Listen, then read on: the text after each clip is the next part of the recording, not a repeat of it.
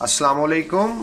थोड़ा सा अपडेट देना था मैंने अपनी सिस्टर्स को। देखें, हम लोग कोशिश करते हैं कि जब हम अपनी ग्रोसरी करके आते हैं तो अपने ज़्यादातर चीज़ों को, चाहे वो किसी भी किस्म का मीट हो, जिसके अंदर हम मेनली बीफ लाते हैं, फिर उसके अलावा थोड़ा बहुत बकरा होता है, बकिया मैं अलासिफ से जाके दुम्बा वगैरह भी लाता हूँ, और थोड़ी बहुत चिकन भी होती है ताकि हम अपने टेस्ट बड को चेंज कर सकें।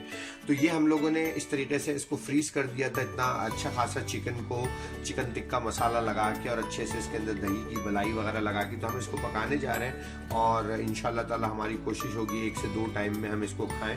हम अपनी डाइट को अब स्ट्रिक्ट कर रहे हैं। असल में पीछे मुख्तलिफ वजूहात की बिना पे चीज़ें थोड़ी लीनियंट हो गई थी। तो इंशाल्लाह ताला हम 3 महीने का जर्नी शुरू करने जा रहे हैं, और हम सब लोग अब अकाउंटेबल होंगे अपनी प्रोग्रेस के, और अपडेट करते रहेंगे। मैं आगे आपको दिखाता हूँ ये खाना किस तरह से बन के निकलता है। शुक्रिया, अस्सलाम वालेकुम। अच्छा, ये अब हमने टेक्निकली पहले मसाला लगा के चिकन रखी थी, और मुझे सही से याद नहीं कि हमने इसके अंदर मसाले में क्या क्या किया था, लेकिन ये कुछ ना कुछ स्पाइसी सा मसाला है। और उस वक्त भी हमने यकीनी तौर पर कुछ ना कुछ देसी घी मिलाया था। अभी पकाने के लिए हमने थोड़ा सा देसी घी और डाल दिया है। तो ये अभी ढक के बन रही है, और इसको हम फिर और थोड़ी देर हल्की आंच पे पकाएंगे। ठीक है जी। अस्सलाम वालेकुम जी। देखिए, वो ये फाइनल प्रोडक्ट है जिसका मैंने पहले तस्करा किया था।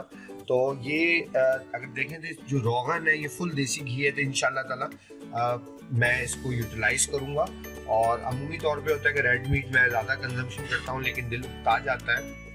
तो लेकिन उसके बावजूद ये है कि इसके साथ थोड़ा सा टेस्ट चेंज कर सकते हैं। और इस वक्त मैं बहुत सारे लोगों को शान मसाला अलाउड कर रहा हूँ, तो मैं खुद भी अभी खा रहा हूँ। इंशाल्लाह ताला अगर ज़रूरत पड़ी तो मैं रोकूंगा, लेकिन अभी at this point of time I am eating and I am getting result. और जो क्लाइंट्स हैं उनको भी रिजल्ट मिल रहा है। तो जिन लोगों को शान मसाला अलाउ किया है वो मार्जिनली और थोड़ा सा उनका मसाला यूज़ कर ले, कुछ अपना मसाला यूज़ कर ले, इस तरह करके बता सकते हैं। शुक्रिया जी। चलिए, अल्लाह हाफ़िज़।